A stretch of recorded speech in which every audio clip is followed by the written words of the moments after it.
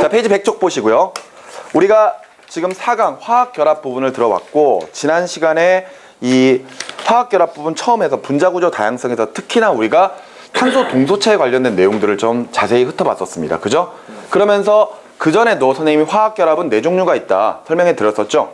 그런데 우리가 눈여겨서 보셔야 될 결합은요, 이온결합하고 공유결합, 그리고 추가적으로 이제 금속결합 조금, 알겠나요? 이렇게 해서 수소결합을 제외한 나머지 결합들을 좀 살펴볼 거거든요. 그러면서 이제 페이지 100쪽에 이온결합부터 이제 설명이 되어 있습니다. 맞죠? 그러면은 이온결합에 대한 내용들을 정리하고 시작을 해보도록 하죠. 자, 이온결합은 뭐와 뭐가 결합하는 거? 뭐와 뭐가 결합하는 거? 금속, 양이온과 비금속, 음이온의 결합이죠. 그런데 얘네들이 전하를 띠고 있잖아. 플러스 마이너스. 그러니까 결합을 한다는 것은 곧 뭐에 의해서? 정전기적 인력에 의해서 결합을 한다는 겁니다. 정전기적 인력. 그러면은 당연히 정전기적 인력이 나온다면 그 인력을 계산하는 방법도 당연히 알아야 되겠죠. 그런 과정은 쿨롱의 법칙으로 설명이 가능하죠. 자, 예를 들어 두 입자가 있고요. 두 입자가 각각 전하량이 Q1, Q2고 둘 사이의 거리가 R만큼 떨어져 있을 때 이 사이에 작용하는 힘 F는 K R의 제곱분의 Q1, Q2로 계산한다. 요게 결과적으로 우리가 이야기하는 정전기적 인력을 계산하는 방법이죠. 우리가 보는 이온결합은 지금 보시는 것처럼 저렇게 금속 양이온과 비금속 음이온이 각각 플러스 마이너스의 전하를 띠고 있다 보니까 그 상태에서 정전기적 인력에 의해 결합하는 현상을 가지고 설명하는 게 바로 이온결합입니다. 됐습니까? 그런데 말이죠. 여러분들 어차피 이온결합에 대한 내용들은 대략적으로 이해를 하고 계실 겁니다. 그런데 왜 이온결합을 하는 거죠? 안정해지려고. 안정해지려고. 왜 안정해지려고 결합을 해야만 할까요? 자, 우리 앞에서 금속이 양이온이 되는 이유가 결과적으로 원자과 전자의 수가 옥텟 규칙을 만족하기 위해서, 그지? 전자를 얻거나 잃어야 될 때 금속들은 이온화 에너지가 작고 전자 친화도도 작으니까 전자를 잃어버리기 쉽다 그랬죠. 그래서 전자를 버려서 그 전축이 18쪽과 같은 안정한 배치를 가지는 거잖아요. 그럼 반대로 비금속은요? 비금속은요? 역시 옥텟 규칙을 만족하기 위해서 전자를 잃거나 얻어야 될 텐데 이때 이온화 에너지 크고 전자 친화도도 컸습니다. 그러니까 얻기가 쉬웠던 거죠. 그래서 전자를 얻어서 안정한 전자 배치를 가짐으로써 각각 이온이 되었단 말이죠. 그러면은 옥텟 규칙에 따라 금속 양이온이나 비금속 음이온은 안정해진 거 아닌가요? 근데 왜 굳이 또 결합을 하냐 이거지. 그냥 정전기적 인력이 있으니까 무조건 결합할까요? 아니라는 겁니다. 왜 각각의 양이온과 음이온이 되면은 18쪽과 같은 그런 안정한 전자 배치를 가지는데 왜 굳이 결합을 해야만 하는 것인가? 우리가 물질의 안정성을 따질 때는요, 두 가지로 가지고 또 설명을 합니다. 물질의 안정성은 엔탈피와 엔트로피라고 하는 개념을 써서 사용을 하거든요. 이거는 화투에서 나오는 개념입니다. 그렇기 때문에 화원에서는 다루지 않는 내용인데, 엔탈피는 그 물질이 가지고 있는 에너지 값을 이야기해요. 그랬을 때 엔탈피가 크다? 그 물질이 가지고 있는 모든 형태의 에너지를 다 더했을 때 그 에너지가 크다는 뜻이고, 엔탈피가 작다, 그만큼 에너지가 작다는 뜻이 되는 거죠. 그런데 물질이 안정하려면요, 그 물질이 가지고 있는 에너지, 즉 엔탈피가 작을수록 좋습니다. 근데 반대로 엔트로피는 무질서도의 개념이거든요. 물질이 규칙적으로 배열되어 있는 것과 불규칙적으로 배열되어 있는 것 중에 어느 쪽이 더 안정한가? 불규칙하다라는 겁니다. 그래서 엔트로피가 클수록 그만큼 물질의 안정성이 커져요. 왜요?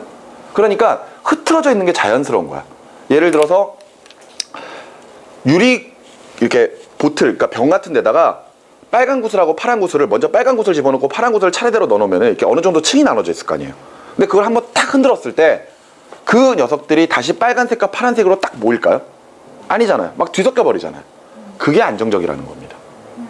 오케이? 그렇게 막 섞이는 것. 그래서 물질의 안정성은 이렇게 엔탈피랑 엔트로피 개념으로 설명하거든요.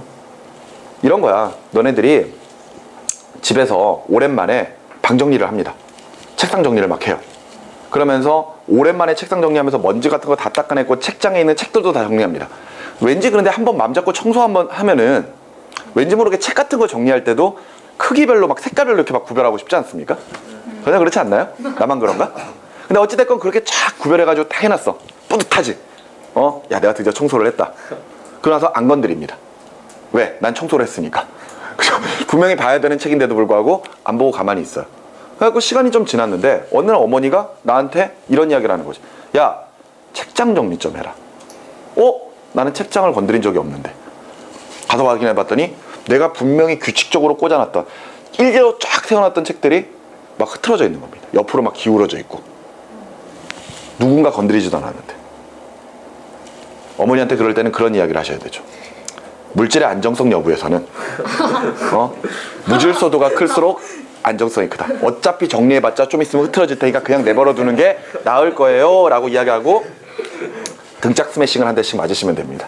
그런데 사실 뭐 그런 개념은 아니지만 어찌됐건 이런 것으로 물질의 안정성 여부를 따져요. 근데 여기서 이제 눈여겨보셔야 될 것은 엔탈피입니다. 엔탈피. 자, 우리는 앞에서 금속은 이온화 에너지를 흡수해서 전자를 떼어낸다고 배웠습니다. 반대로 비금속 같은 경우에는 전자친화도만큼 에너지를 방출하면서 이 결과적으로는 음이온이 된다라고 이야기를 했었죠. 맞습니까?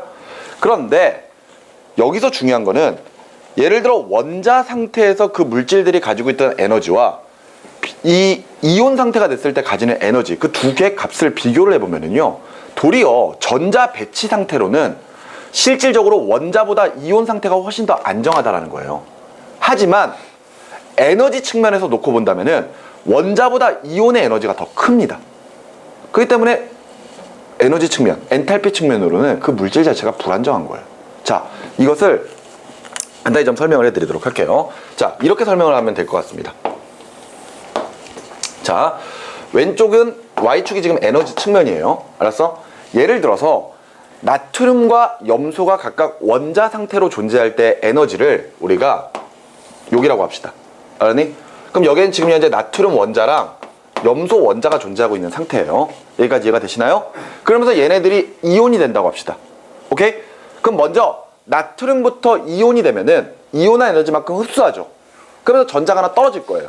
이때 흡수해서 이온화 에너지가 흡수한 이온화 에너지 때문에 증가한 에너지를 여기라고 본다면은 이때 여기에는 나트륨이 일가 양이온 상태로, 그리고 전자 하나가, 그리고 아직까지는 염소는 원자 상태로 이렇게 존재를 하고 있을 겁니다. 이해되시죠? 네. 근데 이제는 둘이 결합해야지. 그러면서 전자 친화도만큼 에너지를 방출하거든요. 오케이? 그러면 에너지가 또 낮아지겠지? 네. 근데 낮아진 위치가 요 정도가 된다는 겁니다. 오케이? 네.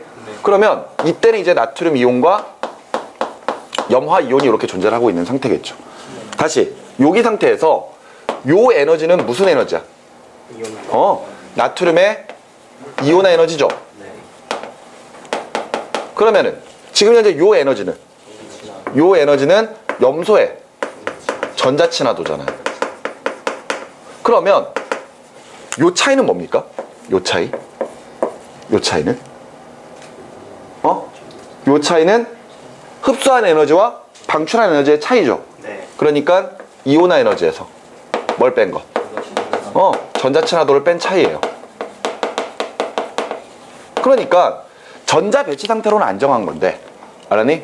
에너지 측면으로는 불안정해진 거죠. 오케이? 그런데 저 많아진 에너지를 방출할 수 있는 방법이 있다는 겁니다. 그게 바로 화학결합이에요. 그래서 화학결합을 통해서 에너지를 방출할 수가 있다는 겁니다. 오케이? 그래서 최종적으로 나트륨 이온과 염화 이온이 염화 나트륨을 형성을 하게 되면은 이때 염화 나트륨이 가지고 있는 에너지가 이렇게 줄어들 수가 있는 겁니다. 알겠습니까? 그래서 화학결합을 한다라고 생각을 하시면 되겠습니다. 이해되셨나요? 자, 일단 페이지 100쪽에 이온결합과 전자 부분이 나와 있고요. 그 아래쪽에는 공유결합과 전자라고 하는 부분이 나와 있습니다. 맞습니까? 근데 이 부분에서의 핵심은 이거죠. 결과적으로 이온결합에서 전기 분해가 가능하고 공유결합에서도 전기 분해가 가능하다는 것은 어떤 결합이든 이온 결합이든 공유 결합이든 항상 전자가 관여하고 있다. 이것을 이야기하고 있는 거죠. 다른 것들은 뭐 특별히 생각해 보실 필요는 없습니다. 맞죠? 그러니까 페이지 100쪽, 그다음에 101쪽까지 해서 그냥 내용은 읽어주시기 바라고요. 계속 이어서 페이지 102쪽으로 넘어가시면 화학결합과 옥텟 규칙이 있습니다. 이것도 역시 읽어보시면 되는 문제겠죠. 됐나요? 옥텟 규칙을 만족하기 위해서 금속은 전자를 버리고 비금속은 전자를 얻는다라는 것. 공유결합은요. 서로 간의 공유 전자쌍을 형성하면서 옥텟 규칙을 만족한다라는 것. 됐습니까? 여기까지 기본적으로 알고 계신 상태에서 페이지 103쪽으로 갑니다. 이온 결합이죠. 지금까지 설명했던 겁니다. 금속 양이온과 비금속 음이온의 정전기적 인력에 의해서 결합하는 것을 이온 결합. 됐나요? 그러면서 이때는 저 인력이 쿨롱의 법칙에 의해서 각각 결정이 될 것이고요. 그리고 화학 결합인 이온 결합을 하는 이유는 원자 상태에서의 에너지보다 이온 상태에서의 에너지가 더 커서 불안정하기 때문에. 알았니? 네. 이렇게 정리를 하시면 됩니다. 자, 페이지 103쪽 내용 보세요. 이때 각각 양이온이 형성되는 것과 음이온이 형성되는 과정이 있습니다. 그런데 아무리 금속 원소가 전자를 잃어서 양이온이 되면 안정하다고 해도 그냥 내 스스로 그냥 전자를 내보낼 수 없는 거죠. 반대로 음이온도 전자를 얻어서 안정해지려고 해서 무조건 외부에서 어딘가에서 무조건 전자를 가져올 수 있는 게 아닙니다. 결과적으로 양이온과 음이온이 따로따로 만들어지기보다는 하나의 원소들, 그 하나의 원소들이 제각각 반응하는 게 아니라 서로 다른 두 종류의 원소가 전자를 주고받는 개념으로 설명을 하셔야 됩니다. 즉 주는 물질이 있고 받아주는 물질이 있어야 된다는 거예요. 그래서 나트륨과 염소가 원자 상태에서 결합을 하게 되면요, 이때 나트륨이 가지고 있는 자신의 전자를 누구에게? 염소 쪽으로 줘버리는 거지. 그럼으로써 나트륨은 양이온이 되고 염소는 음이온이 됨으로써 각각 염화나트륨을 형성할 수 있다.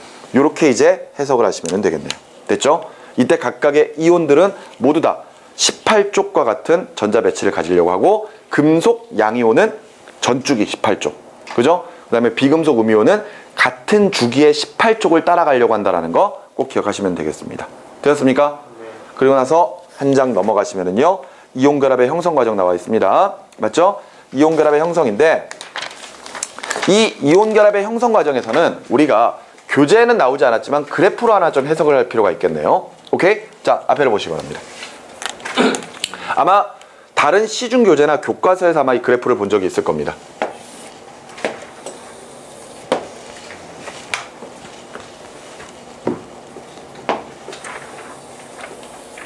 자, 보세요.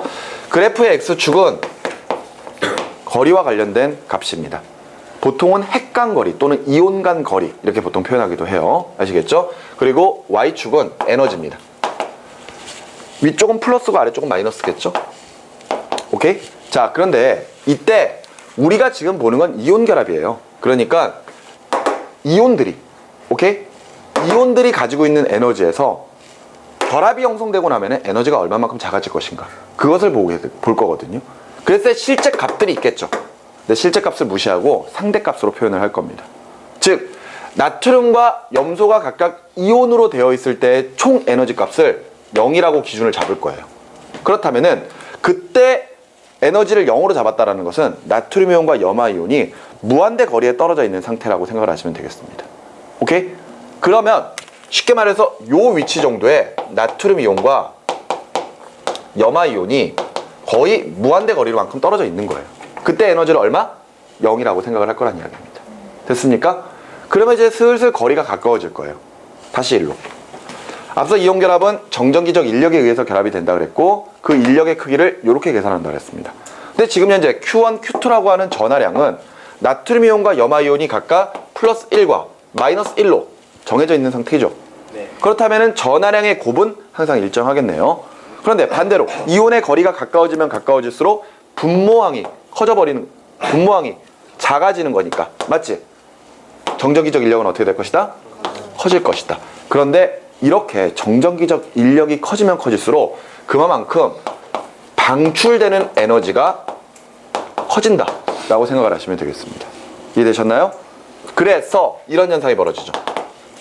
요 위치에서 지금 현재 두 이온 간의 거리가 가까워지면은 정전기적 인력이 커지겠지. 정전기적 인력이 커지면서 그만큼 방출되는 에너지가 어떻게 된다? 커진다. 그래서 그래프가 이렇게 표현될 수가 있습니다. 알겠니? 이 그래프가 둘 사이의 거리가 가까워지면서 발생하는 인력 효과에 의한 에너지 변화예요. 오케이? 이거 상대값입니다. 어차피. 알았니? 지금 요만큼의 에너지를 0을 하고 잡은 거예요. 알았어? 근데 이때 둘 사이의 거리가 가까워지면서 정전기적 인력이 커지게 되면은 그만큼 방출되는 에너지가 어떻게 된다? 커진다고요. 알겠나요? 그래서 그래프의 형태가 이런 식으로 되는 거지. 결과적으로 에너지가 작아지면 작아질수록 어떻게 되는 것? 안정해지는 거예요. 여기까지 이해되시나요? 그래서 이런 인력 효과만 감안한다면은 이온이 가까워지면 가까워질수록 무조건 에너지가 작아지니까 점점 더 안정해지는 거거든요. 이해가 됩니까? 그런데 이렇게 이온들이 가까워지다 보면은 두 이온의 전자 구름, 즉 오비탈이 겹쳐버리기 시작을 할 거라 이거죠. 근데 이 오비탈 내에는 전자들이 있고 그 전자들이 서로 간에 반발력을 작용시키겠죠. 그래서 더 이상 가까이 오지 못하게 밀어낼 겁니다. 근데 그걸 꾸역꾸역 집어넣는다면 반발력이 더 세져 버리겠죠. 근데 그 반발력이 커지면 커질수록 그만큼 더 물질은 불안정해진다는 거. 그렇다는 것은 곧 에너지는 어떻게 된다? 커진다는 거. 그치? 그래서 인력 효과가 아닌 두 이온의 전자 구름들이 겹치면서 생기는 반발력에 의한 효과는 그래프가 이렇게 나오는 거죠. 오케이? 그래서 지금 현재 이온이 서로 간의 거리에 따라 각각의 에너지 변화를 인력 효과와 반발력 효과 두 가지가 따로따로 보지 않고 얘네 둘을 모두 다 감안한다면은, 알겠니? 그렇다면은 이때 두 개를 감안한 에너지의 크기는 이렇게 표현될 수가 있다는 겁니다. 됐습니까? 이 빨간색 그래프가 바로 인력 효과랑 반발력 효과를 모두 다 감안한 그래프예요. 그렇다면은 이때 가장 에너지가 작아지는 요 지점을 기준으로 해서 무한대에서부터 가까이 가는 동안에는 에너지가 작아지죠. 안정해지고 있는 거네요. 맞죠? 안정해진다. 에너지가 작아진다. 그렇다면 인력 효과와 반발력 효과 두 가지를 감안했을 때 어느 쪽이 더 크게 작용하고 있다?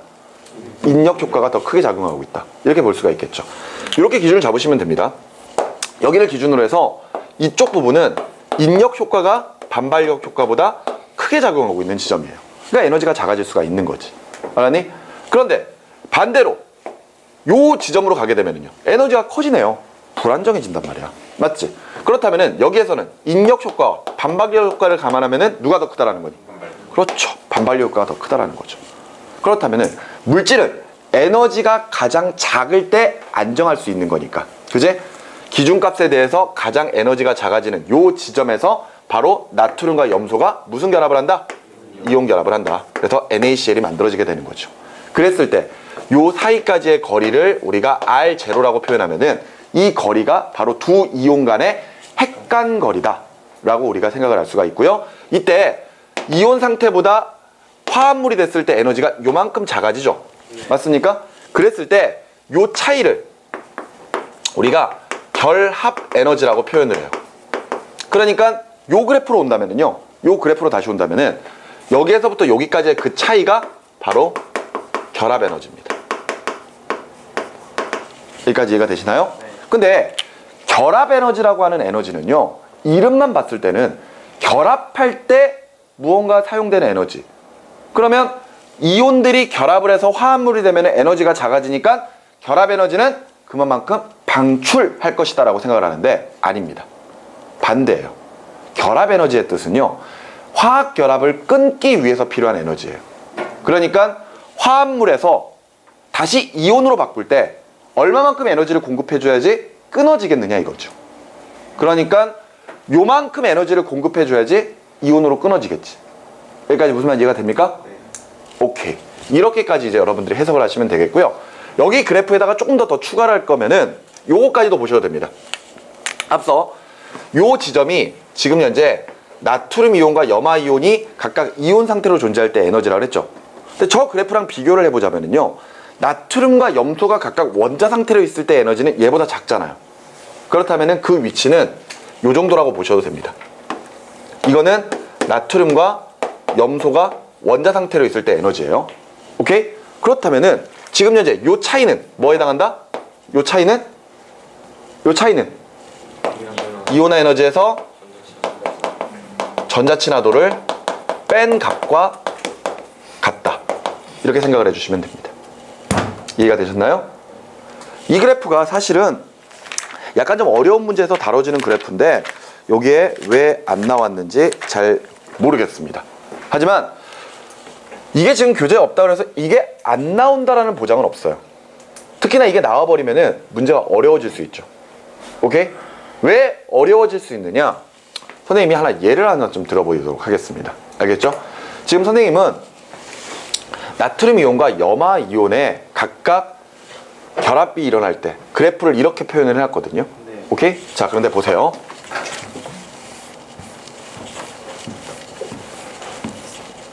예를 들어서 지금 현재 나트륨과 염소의 각각 화학 결합이 일어날 때 그래프를 이렇게 표현을 해놓은 상태에서 문제가 이렇게 나옵니다. NaCl 대신에 나트륨 이온과 플루오린 이온을 반응을 시켜서 NaF를 만들 겁니다. 플루오린과 나트륨. 알겠니? 그랬을 때 먼저 요 크기를 A라고 할게요. A의 크기는 커질 것인가 작아질 것인가.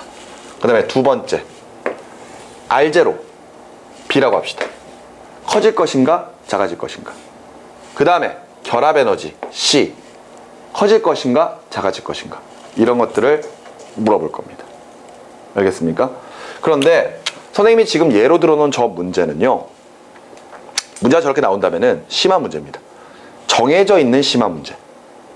왜 정해져 있는 심화 문제라고 생각을 하냐면요, 일단 심화 문제라고 하는 이유는 이런 모든 것들을 다 알고 있어야지만 풀 수 있다는 거죠.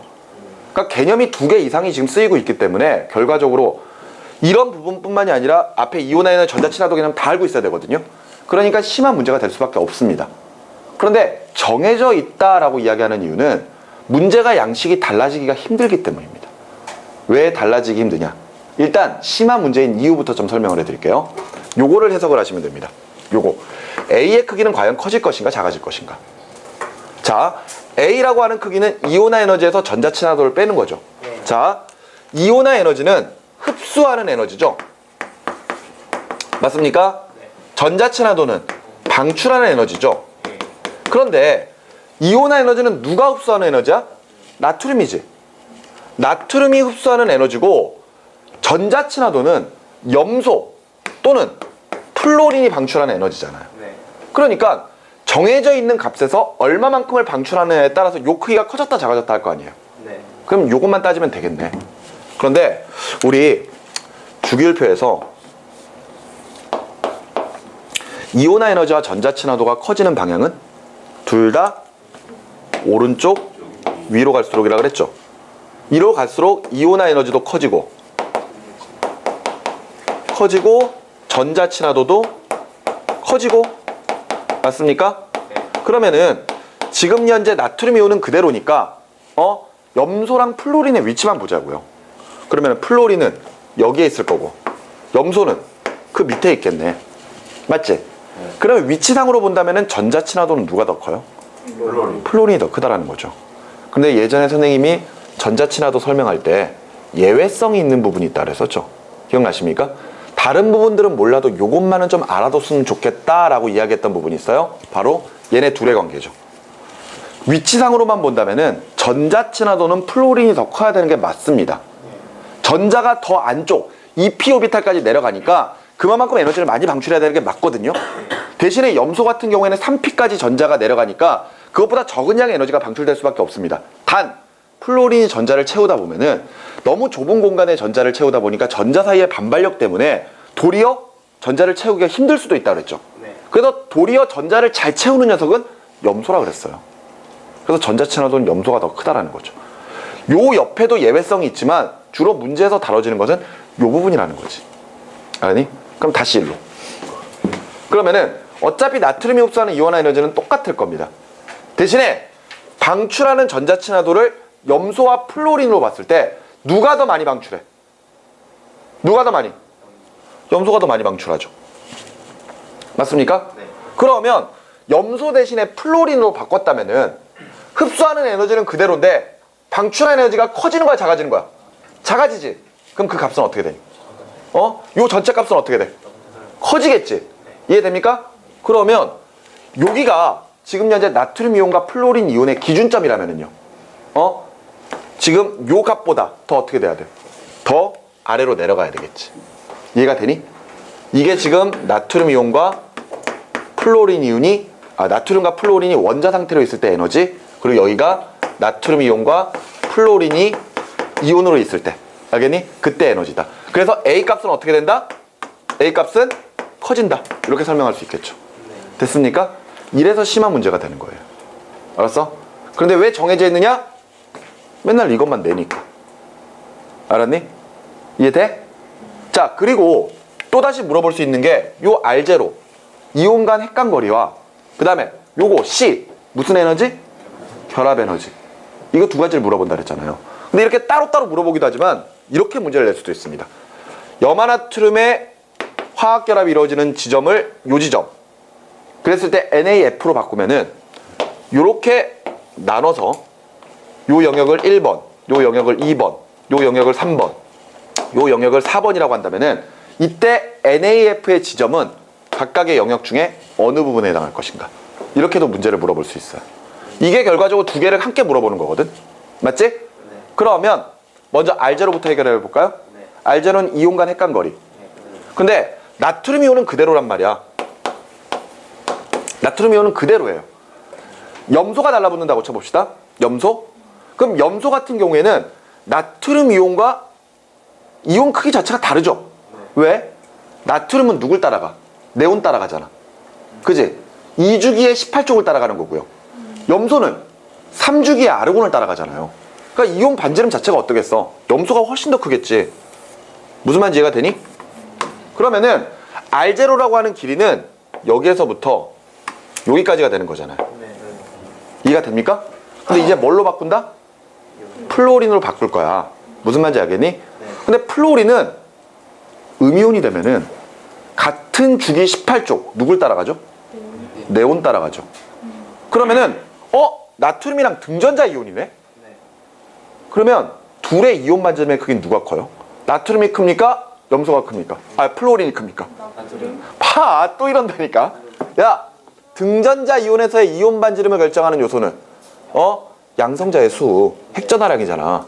왜? 어차피 전자 껍질 똑같고 전자수가 똑같은 상태에서, 맞지? 이온 반지름은 핵전하량만 관계가 있겠지. 플로린은 양성자 9개, 나트륨은 11개니까 잡아당기림이 나트륨이 더 크죠? 그래서 이온 반지름은 누가 더 크다? 염소가 더 플로린이 더 커야 돼. 그러니까 나트륨이 요만하면 플로린 그거보다 조금 더 크겠지. 그래도 분명한 건 염소보다는 어때야 돼요? 작아야 되겠죠. 이해가 됩니까? 그러면 이온 간 핵간 거리는 여기에서부터 여기까지 됐습니까?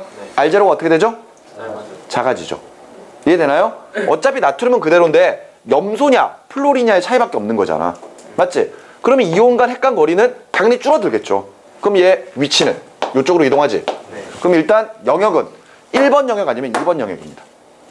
그런 다음에 결합 에너지? 결합 에너지라고 하는 게 결과적으로 이온 상태에서 방출한 에너지 아닌가요? 그지? 그렇기 때문에 다시 끊기 위해서도 이만큼 에너지가 필요하다는 거잖아. 그렇다는 건 뭐예요? 쿨롱의 법칙에 따라 정전기적 인력의 크기가 방출한 에너지다. 곧 얘가 뭐다? 결합 에너지다. 이렇게도 정리할 수가 있는 거잖아요. 그러면은 정전기적 인력만 비교하면 될 거 아니냐. 근데 나트륨 이온이든 NaCl이든 NaF든 둘 다 일가 양이온, 일가 음이온의 조합 아닙니까? 네. 그렇다면은 위쪽의 전하량의 곱은 어떻다? 똑같다. 그렇다면은 정전기적 인력의 차이는 뭐 때문에 생긴다? 거리의 차이가 생긴다. 거리가 어떻게 된다고? 짧아진다고요. 정전기적 인력 어떻게 돼? 커지겠지. 방출되는 에너지 많아지겠지. 결합 에너지 커지겠죠. 그렇다면 요 위치보다 더 아래로 내려가야 되죠. 따라서 영역은 몇 번 영역? 2번 영역. 이렇게 표현할 수가 있는 거고, 대략적으로 그래프로 표현한다면은 뭐 예를 들어 요렇게 표현할 수가 있는 거겠죠. 무슨 말인지 이해가 되시나요? 네. 그래서 요 위치가 요 위치로 바뀐다. 이렇게 설명할 수가 있는 그런 식의 문제들도 출제가 될 수 있습니다. 그런데 이런 문제가 나와버리면은요 정해져 있어요. 이렇게 정해져 있습니다. 알겠니? 왜냐하면은 그래프에서 이 주기율표에서 이온화 에너지가 커지고 전자친화도가 커지는 방향성이 있잖아요. 근데 문제는 항상 이런 게 아니잖아. 예외성이 있잖니. 그런데 이온화 에너지는 우리가 예외성에 관련된 걸 자세하게 봐요. 쿵딱 쿵딱 쿵딱딱 쿵딱딱. 기억나냐? 네. 그지? 그 개념이 있기 때문에 이온화 에너지의 예외성은 어느 정도 알고 있지만 전자친화도의 예외성은 사실 예전부터도 그렇게 자세하게 보지 않았거든요. 대신에 뭐는 알아둬라. 요거는 알아둬라 이거죠. 그리고 정 안 되겠다면은 아예 문제에서 표 같은 것을 통해서 전자친화도의 크기를 보여줘요. 알았니? 예외성이 있을 수 있는 녀석들은 값들을 보여준단 말이야. 실제 값들을. 그럼 그거 가지고 비교할 수 있는 거지. 알겠니? 네. 그러니까 사실 굳이 전자친화도의 이런 예외성까지 외울 필요는 없었던 거죠. 근데 어찌됐건 이걸로 가지고 이렇게 문제를 낸다면은 굉장히 좀 복잡한 형태의 그런 물질들을 표현하기는 좀 힘들겠죠. 그러니까 기본적인 문제들이 출제된다고 봤을 때 선생님이 지금까지 봤던 이런 문제들은요 거의 대부분 이거였습니다. 거의 대부분. 그리고 만일 전자친화도가 안 나온다면은요, 전자친화도가 안 나온다면 요건 안 물어보겠죠. 알겠니? 왜? 요 개념은 이온화 에너지랑 전자친화도는 알아야 되니까. 우리 앞에 내용에서 전자친화도가 없었잖아요. 네. 그럼 이온화 에너지는 배웠는데 전자친화도가 없다면 이거 설명 못해요. 알았니? 지워졌지만 아까 저기 했던 그래프도 이해 못하고. 그런데 대신에 이거랑 이거는 분명히 물어보겠죠. 알겠니? 거리랑 결합 에너지. 무슨 말인지 알겠니? 네. 이 때문에 요거 연습 계속 하셔야 됩니다. 어려워요. 어렵죠. 그러니까 어려운 건 어려운 건데 이게 한 번, 두 번 연습하면은 달라지는 게 없어요. 그래프가 달라질 수가 없습니다. 그러니까 이게 문제가 어렵지 않게 푸는 어려운 문제인 거죠. 알겠습니까? 혹시나 해서 이야기하는 건데 이 그래프는 두 가지의 형태로 나올 수가 있어요. 두 가지의 형태로 나올 수가 있는데 보세요. 지금 보는 것처럼 그래프를 이렇게 표현하는 경우가 있습니다. 이때 이 지점은 뭐 예를 들어 나트륨 이온과 염화 이온이 이렇게 존재하는 거죠. 네. 그러면은 요때 여기까지의 거리가 뭐? R0. 그지? 이온 간 거리. 그 다음에 요 크기가 얼마? 요 크기가 결합 에너지. 이렇게 표현할 수 있겠지? 네. 이해되니? 그런데 여기에 또 추가적으로 요거까지도 그릴 수 있잖아요. 그래서 요게 이렇게 그려놓으면은 아 얘가 원자 상태 에너지구나 이렇게 판단할 수 있겠죠? 네. 그런데 똑같은 그래프를 요렇게도 그려요. 이렇게. 아니? 그래놓고 여기에 이온, 여기에 원자 이렇게 적어놓는 경우도 있습니다. 그러니까 요 그래프를 그대로 위로 조금 올린 거죠. 그지? 그럼 일단 핵간거리인 R0는 여기까지일 거 아니야. 그지? 네. 근데 결합 에너지는 어디로 봐야 돼요? 요 크기입니까? 아니요. 아니죠. 기준이 있어야 되겠지. 그지? 여기에서 여기까지가 결합 에너지라는 거. 알겠죠? 저렇게 비교하셔야 됩니다. 어차피 그래프는 똑같아요. 단 그래프의 위치를 살짝 위로 올리는 그래프가 요거라는 거. 됐습니까? 네. 가끔 이렇게도 물어본단 말이야. 요렇게 그려놓고 요 크기가 결합 에너지다. 잘 걸려 들어와요. 그래놓고 왜 틀린지도 몰라. 알았니? 그렇단 말이지. 이해됩니까? 네. 그래프로 가지고 이렇게 장난칠 수 있다는 거 꼭 기억해 두세요. 네. 자, 그 내용 페이지 104 쪽에 있는 내용 쭉 정리하시고 그 밑에 화학식과 이름 설명할 필요 없죠. 여기 부분 설명에 필요합니다. 이렇게 이야기하면은 책 딱 접고 다른 과목으로 빨리 전향시키는 게 나아요. 아시겠죠? 아직 화학식이 이상해요. 이러면은 알았지? 이거 어떻게 읽어요? 뭐 이런 거. 책 덮고 빨리 딴 거 하시는 게 좋습니다. 참고로 뭐 지금 화학하고 있는데 이거 못한다고 물리나 생물, 지구과학으로 전향할 게 아니라 빨리 사탐으로 전향을 하세요. 사탐에서는 절대 안 나올 테니까. 무슨 말인지 알겠니? 자, 이런 내용이었고요. 그리고 나서 뭐 페이지 105쪽으로 넘어가시면은 아래쪽에 이온 결합 물질의 성질 나와 있습니다. 그죠? 자, 성질 첫 번째, 물에 대한 용해성 크다죠. 왜? 물과 같은 극성 용매는 이온 결합 화합물인 각각 양이온과 음이온의 전하를 띠고 있는 입자들은 수화 현상을 잘 일으킵니다. 하이드레이션. 그죠? 용매화의 종류죠. 물이 둘러싸는 것. 이때 극성 용매가 극을 띠고 있는 어떤 전하를 띠고 있는 입자들을 잘 둘러싸서 떼어버리기 때문에 잘 녹아 들어가는 거고, 이온결합 화합물들은 다 물에 대한 용해성이 무한대로 큽니다. 그죠? 거의 무한대까지 커지죠. 물론 100% 무한대는 아닙니다. 그죠? 용해도라는 게 있으니까. 맞지? 어찌됐건 결론은 물에 대한 용해성 좋다, 크다.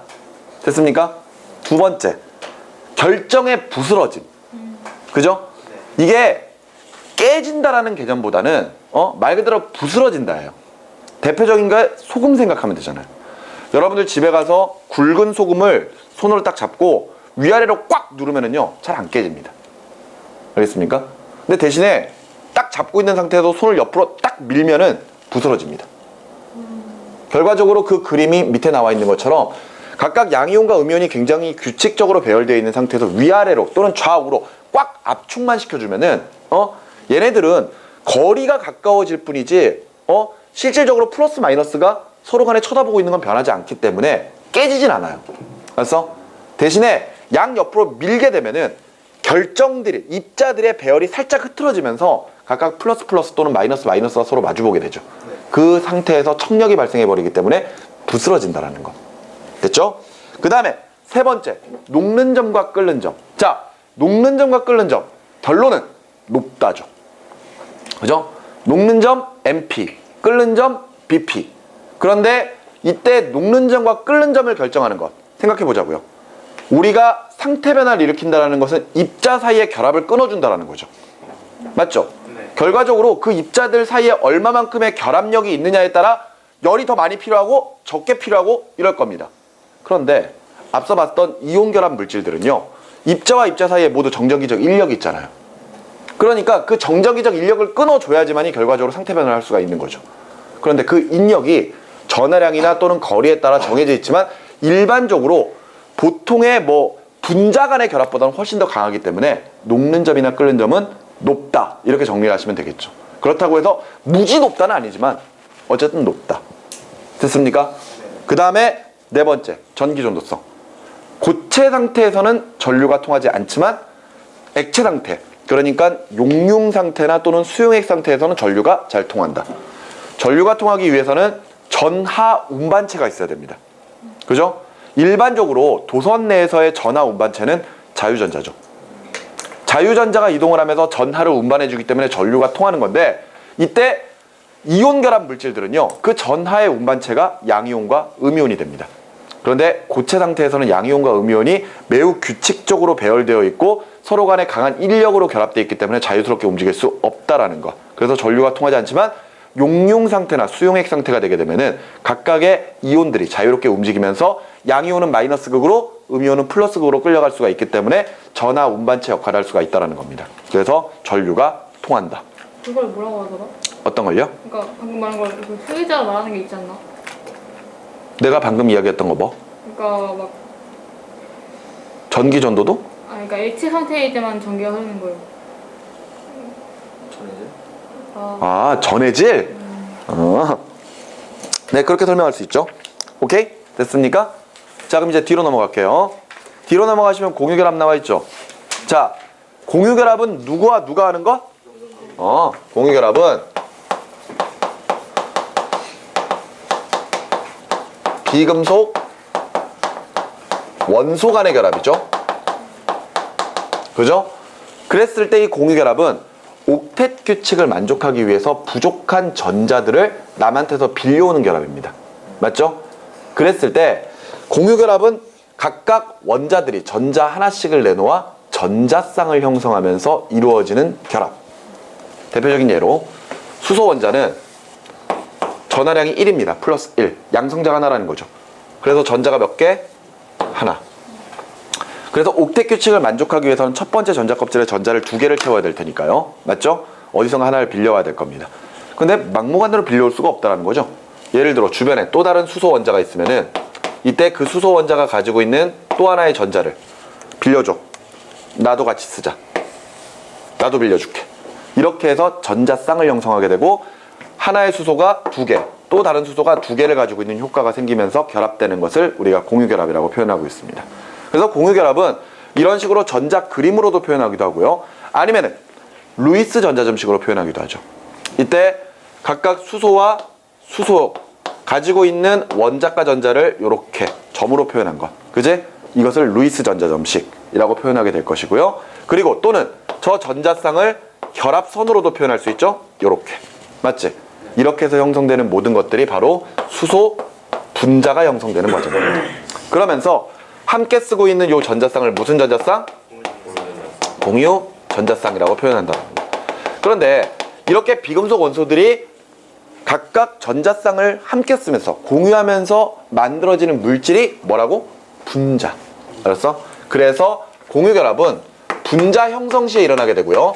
그래서 분자 내에서 일어나는 결합이다 해서 분자 내 결합이라고 표현하기도 합니다. 자, 역시 결합이 이루어지는 것은 원자 상태에서보다 분자 상태가 됐을 때 에너지가 더 작아질 수가 있기 때문이에요. 그래서 이것도 앞서 이온 결합에서 봤었던 동일한 그래프로 표현할 수가 있습니다. 여기는 거리, 당연히 핵간거리겠죠? 그지? 그리고 여기는 에너지. 두 원자가 무한대 거리에 떨어져 있을 때 에너지를 0이라고 기준을 삼아 놓은 상태라면요. 이때 그래프의 형태도 이런 식으로 나타날 거란 이야기입니다. 그 말인즉슨 거리가 가까워질수록 에너지가 작아지죠. 공유를 함으로써 에너지를 방출하게 되고 더욱더 안정하게 바뀔 수 있다는 거. 그런데 특정 거리 이하로 더 줄어들게 되면요 에너지가 커지는 거. 이거는 역시 전자구름들이 겹쳐버리기 때문입니다. 오케이? 그래서 반발력이 커진다라는 거. 분자는 결합이라는 게 무슨 뜻이에요? 분자를 형성할 때 분자 안에서 이루어지는 결합이라고요. 이게 분자잖아요. 요게 분자잖아. 그지? 그러니까 요게 분자 내에 있는 결합이죠. 됐습니까? 그래서 얘 같은 경우에는 뭐 인력 효과나 반발력 효과 뭐 이런 것도 신경 쓸 필요 없이 그냥 요렇게. 그럼 요 R0가 뭐다? 핵간거리다. 만일 수소가 지금 여기가 74 피코미터 정도가 나오거든요. 근데 이런 핵간거리를 나타내고 있다 그러면은 같은 원자 간의 분자를 형성했을 때 그 핵간거리의 절반을 뭐라 부른다? 원자 반지름이라고 부른다. 맞죠? 그리고 요때 요 방출하는 에너지, 아까 우리 요 에너지 뭐라 불렀었습니까? 결합 에너지라고 그랬죠? 마찬가지로 요 에너지 결합 에너지입니다. 그러면서 공유결합 에너지 이렇게 표현하기도 돼요. 근데 선생님이 아까 결합 에너지는 흡수하는 거야 방출하는 거라 그랬습니까? 나중에 흡수하는 거야 방출하는 거야? 흡수하는 거죠. 알겠니? 여기서도 마찬가지입니다. 결합 에너지 하면은 분자 상태에서 수소 원자 상태로 바꾸기 위해서 흡수해서 결합을 끊는 에너지입니다.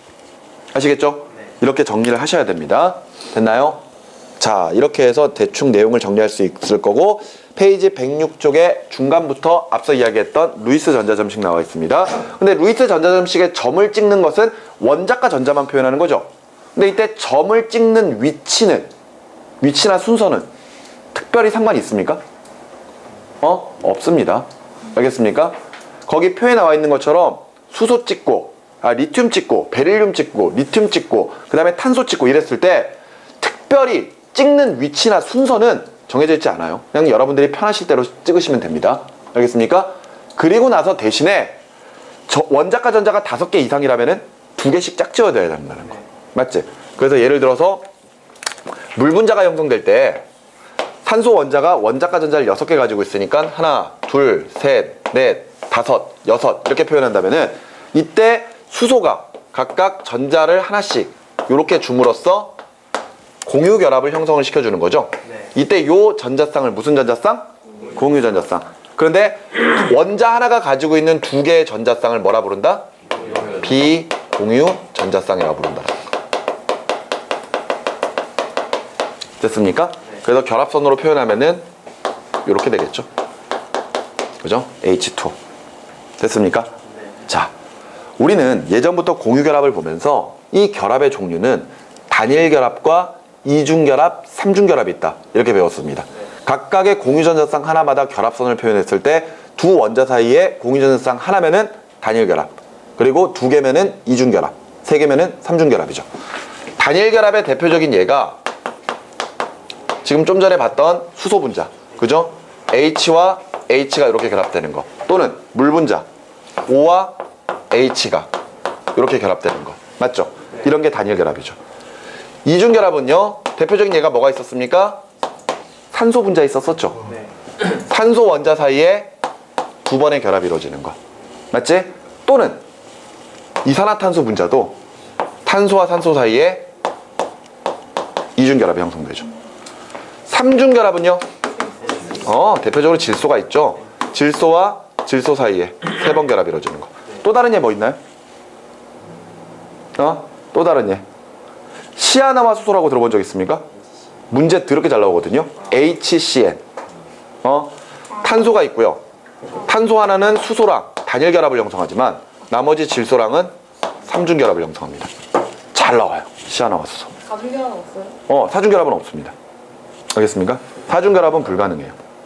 그래서 이렇게 단일, 이중, 삼중, 그리고 이중 결합과 삼중 결합은 다중 결합이라고 표현하기도 하죠. 됐습니까? 그런데 우리는 지금까지 여기는 다뤘지만 그 다음에 또 추가되는 결합 하나 더 있죠. 무슨 결합? 배위 결합. 그죠? 자, 배위 결합은 따로 정리합시다. 배위결합은 공유결합 안에 들어가는 거예요? 그렇죠. 공유결합입니다.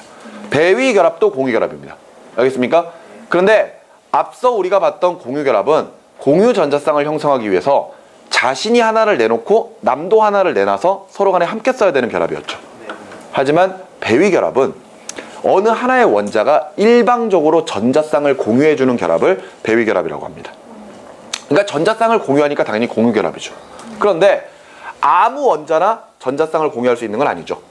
배위 결합은요, 보통은 어떤 분자의 중심 원자가 자신이 가지고 있는 비공유 전자쌍을 이온이나 또는 분자에게 일방적으로 공유하는 것, 그것을 배위결합이라고 하고요. 앞서 봤었던 공유결합과는 조금 다른 개념이긴 하지만 만일 배위결합이 형성되고 나면은 그냥 단일결합과 똑같은 결합으로 생각을 해버립니다. 그죠? 대표적인 예는 요걸 생각하면 되겠네요. 물 분자가 있습니다. 그러면 이런 식으로 물 분자가 형성되어 있는 상태에서 산소 원자는 비공유 전자쌍을 두 개를 가지고 있겠죠. 근데 주변에 수소 이온이 덜렁덜렁 돌아다니고 있어요. 수소 이온은 원래 수소 상태에서 전자가 하나 있었을 거고 하나를 얻어서 옥텟 규칙을 만족해야 되는데 그것조차 버려버린 거죠. 전자가 하나도 없습니다. 그러니까 불쌍하니까 내가 일방적으로 두 개 빌려줄게. 일단 써. 알았니? 그러면 이때 이후에 얘네들은 산소가 세 개의 수소와 맞잡게 되는 거죠. 그러면서 비공유 전자쌍을 아직 하나를 가지고 있을 텐데 이때 요 세 개 중에서 어떤 게 배위결합인지를 구별할 필요는 없다라는 겁니다. 왜? 결합이 형성되고 나서부터는 뭐다? 단일결합이다. 알겠습니까? 저건 왜 안 해요? 뭘요? 저것도 할 수 있어요. 결과적으로. 개념상으로는 할 수 있습니다. 근데 일단 이렇게 해놓고 중성 상태인 분자에다가 양이온이 붙었으니까 그지? 전체적인 전하량이 어떻게 된다? 플러스가 된다. 요게 뭐예요? H3O+. 이름 뭡니까? 이름 뭐야? 우리 책 덮을까요? 책 덮습니까? 에이, 왜 이래. 하이드로늄 이온. 하이드로늄 이온. 또는 옥소늄 이온이라고 표현하기도 하죠. 여러분들 이거 어디서 나옵니까? 저 뒤에 산염기에서 나오죠. 알겠습니까? 산염기에서 잘 나오는 그런 물질이에요. 그러니까 쉽게 말하면 수소 이온이 요겁니다. 됐나요? 자, 요거 있고요. 또 다른 예 있죠. 암모늄 이온 만들어지는 거. 요 옆에다가 좀 바꿀까요?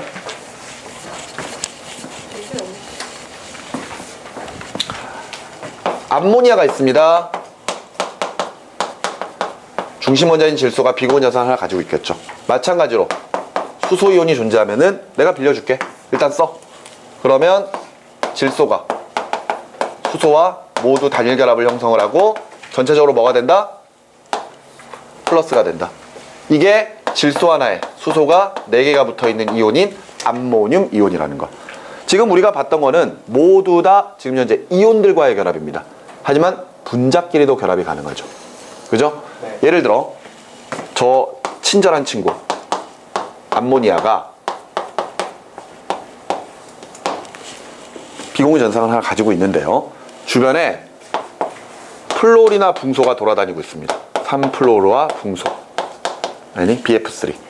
근데 이 BF3가 약간 좀 특이한 녀석이죠. 중심 원자인 붕소는 원자과 전자가 3개밖에 안 돼서 5개의 전자를 얻어야지만 옥텟 규칙을 만족합니다.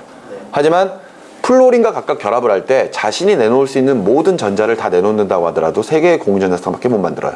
따라서 중심 원자인 붕소는 원자과 전자가 6개로 만족을 하고 있어야 되겠죠. 아직 2개가 부족합니다. 하지만 저 상태로 일단 분자가 있으니까 암모니아가 이 자식 불쌍한데? 빌려주는 거죠. 맞지? 그래서 결합이 이루어지게 되고 질소가 수소 3개, 그리고 붕소와 단일 결합, 붕소는 다시 플로린과 계속해서 결합. 이렇게 해서 만들어지는 녀석이 3플로린화 붕소 암모늄입니다. 항상 단일 결합만 하는 거예요? 그럼요. 그 전자쌍을 하나밖에 안 주니까요. 알겠습니까? 왜?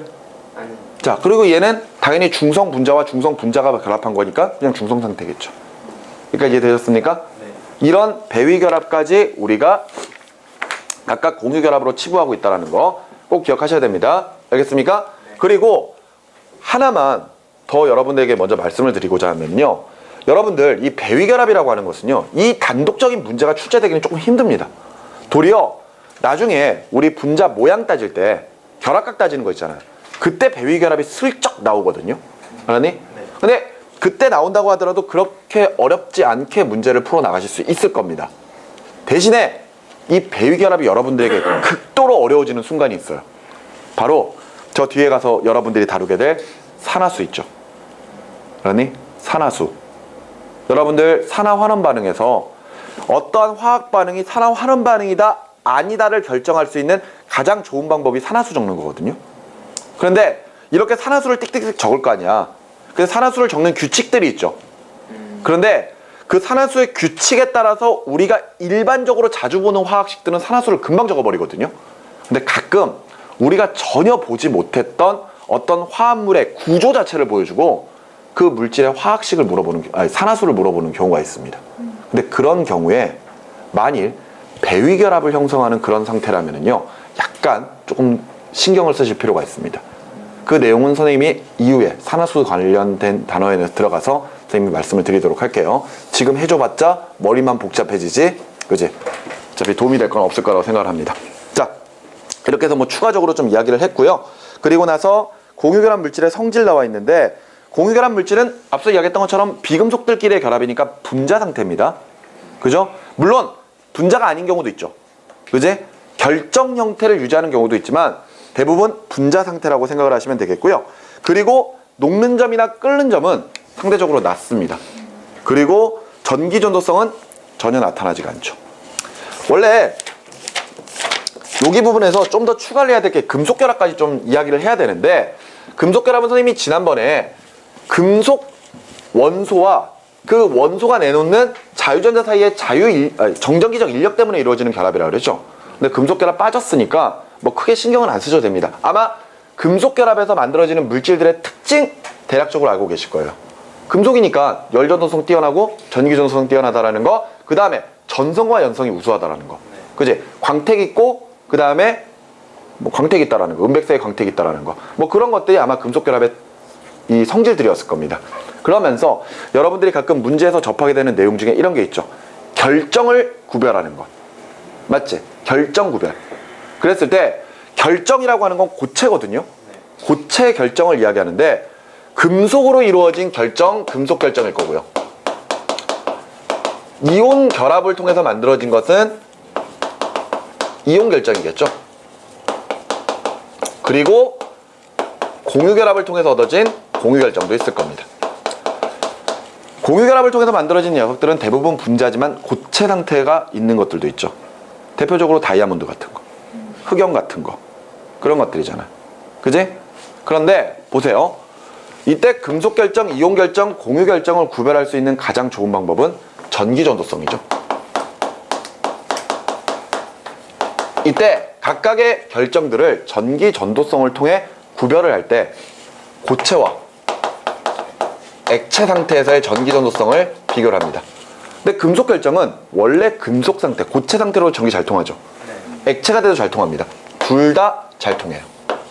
그러니까 예를 들어 어떤 실험을 하는데 결정해서 고체든 액체든 일단 고체에서 전기가 딱 통한다 이래버리면은, 물론 흑연 좀 예외이긴 하지만 하여튼간 고체와 액체에서 모두 전류가 잘 통한다 이러면은 금속 결정이 돼버립니다. 아시겠습니까? 이온 결정은요, 고체 상태에서 전류 통해 안 통해요? 안 통하잖아요. 그지?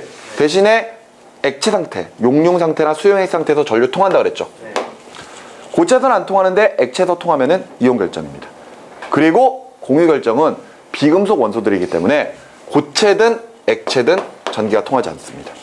됐습니까? 단 흑연은 예외.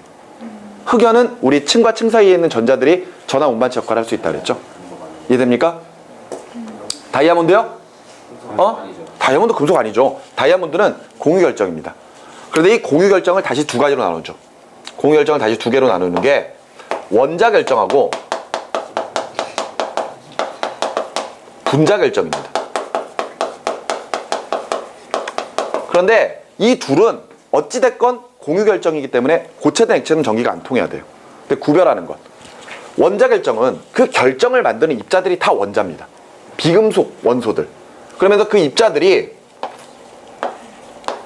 뭐 예를 들어서 각각의 결합을 할 때 이 사이에 일어나는 모든 결합이 다 뭔 거야? 공유 결합인 거야. 그러니까 공유 결합을 통해서 이렇게 어떤 결정들을 만들어 나가기 시작을 하는 거죠. 원자 결정은 하나가 원소가 하나예요? 그러니까 그 물질을 이루고 있는 그 입자 자체가 그냥 하나의 원자인 경우, 다이아몬드 같은 거, 흑연 같은 거, 플러렌 뭐 이런 것들 다 그거 탄소 원자로만 구성돼 있잖아요. 그러면 그 사이사이 결합이 다 무슨 결합? 공유 결합인 거. 그게 원자 결정입니다. 그럼 분자 결정은 뭐예요? 말 그대로 그 결정을 만드는 입자가 분자인 경우입니다. 대표적인 예가 이거예요. 이산화탄소 분자들이 모여. 그러면 이때 얘네들이 서로 간에 결합을 하면서 결정을 형태를 만들 수 있단 말이에요. 오케이? 근데 그렇게 만들어진 결정이 바로 우리가 이야기하는 드라이 아이스죠. 오케이? 그런데 얘 같은 경우에 잘 봐요. 이때 요 사이에 있는 요 결합은요, 공유 결합이 아닙니다. 여기 이산화탄소를 만들 때 탄소가 산소와 공유 결합을 하잖아요. 맞습니까? 그리고 나서 각각 이산화탄소와 이산화탄소 사이의 결합은 분자간 결합입니다. 근데 이 분자간 결합은 예를 들어서 분산력이라고 부르는 반대를 발스힘 또는 극을 띠고 있는 입자들 사이에 쌍극자 간 힘 또는 뭐 유발 쌍극자 간의 힘 이런 것들이 있고요. 또 하나 우리가 또다시 배웠던 화학결합 중에 하나인 수소결합 같은 게 있거든요. 그런데 뭐 수소결합이 분자간 결합 중에 어마어마하게 강하다 이렇게 이야기해도 공유결합보다는 약합니다. 그렇다는 것은 결과적으로 얘네들에게 열을 가해주게 되면요, 그 결합들을 끊을 때 공유결합 잘 끊어지나요? 안 끊어지나요? 안 끊어지죠. 하지만 그에 대해서 분자간 결합은 어때요? 잘 끊어져 버립니다. 따라서 둘을 비교할 때는 전기전도성으로 구별을 못해요. 왜? 둘 다 안 통하니까. 대신에 얘네들을 구별할 수 있는 방법은 바로 녹는 점이나 끓는 점입니다. 멜팅 포인트, 녹는 점. 원자 결정은 어떻겠어? 이거 다 하나하나 공유결합 다 끊어야 되잖아. 어때야 돼? 엄청 높겠지? 대신에 얘는 툭툭 끊어져 버릴 거 아니야, 쉽게. 그러니까 낮겠죠. 특히나 요거 분자 결정이죠. 분자 결정들은 주로 저 분자 사이의 결합이 워낙 약하게 되어 있기 때문에 열을 가해주면은 얘네가 액체가 되는 게 아니라 바로 기체로 바뀌어버리는 승화성 물질들입니다. 거의 대부분. 아니? 드라이아이스 승화성 물질이잖아. 아이오딘 같은 거. 아이오딘이, 고체 아이오딘이 아이오딘 분자들이 모여 있는 거야. 무슨 말인지 알겠니? 얘네들이 이렇게 딱 모여 있는 거란 말이에요. 그런데 얘네들은 결합이 너무 약하기 때문에 열 조금만 가지고 툭툭툭 끊어져 버려요. 그렇기 때문에 액체가 아닌 바로 기체로 바뀌어버립니다. 무슨 말인지 아시겠습니까? 이렇게 해서 각각 구별한다. 액체로 아예 존재할 수 없는 거예요? 물질은 무조건 고체, 액체, 기체랑 그 다음에 마지막 상태 플라즈마라고 하는 상태가 있거든요. 근데 플라즈마 제외하고 모든 물질들은 다 고체, 액체, 기체가 있어야 됩니다. 단 우리 주변에서 드라이 아이스가 액체 상태로 있는 걸 보기가 힘든 거고요. 아이오딘이 액체 상태로 있는 걸 보기 힘든 겁니다. 만일 너가 길을 가다가 옆에 드라이 아이스가 쫙 흐르고 있는 것을 보게 돼요. 액체 상태로. 그럼 이야 이러는 순간 너는 죽어 있는 거야. 아니? 왜냐하면은 이 드라이 아이스가 그러니까 이산화탄소가 액체 상태로 존재하는 걸 보기 힘든 이유가 뭐냐면요, 실험실에서는 충분히 가능합니다. 하지만 일상생활에서는 못 봐요. 왜냐하면은 지금 우리가 살고 있는 기압이 1기압이죠. 맞습니까? 그런데 액체 드라이아이스가 존재하기 위해서 필요한 최소한의 기압이 5.1기압이에요. 알겠나요? 기압이 5.1기압보다 커져야지만 이때 이 드라이아이스가 액체 상태로 존재할 수 있습니다. 그러니까 실험실에서는 만들 수 있어. 다른 행성에는 존재해요? 그럼요. 충분히 존재할 수 있습니다. 그런 거죠. 그러니까 이 내용도 사실 화학 2에서 나오는 내용이거든요. 상평형이라고 해서 상평형 그림이라고 해서 물질들이 세 가지 상태로 존재하고 각각의 상태에서 어떤 온도 압력이 필요한지를 나타내는 게 나옵니다. 근데 뭐 그거는 나중에 화2 가면서 배우면 되겠고요. 오케이? 자, 이렇게까지 구별하시면서 이 4단원 화학결합 부분 정리 끝내시기 바랍니다. 알겠습니까? 그리고 오늘 수업은 여기까지인데 다음 시간 들어오기 전에 그 다음 5강 있죠? 5강 뭐 나옵니까? 분자 모양 나옵니다. 당연히 여러분들 각각의 중심원자들이 가지고 있는 전자쌍, 그 전자쌍의 종류들과 그 수에 따라 각각 분자 모양이 어떻게 될 것인지, 그리고 그 결합각이 몇 도가 될 것인지 그거 당연히 암기해서 오셔야 되겠죠. 알겠습니까? 자, 오늘 수업 여기까지입니다. 수고하셨습니다.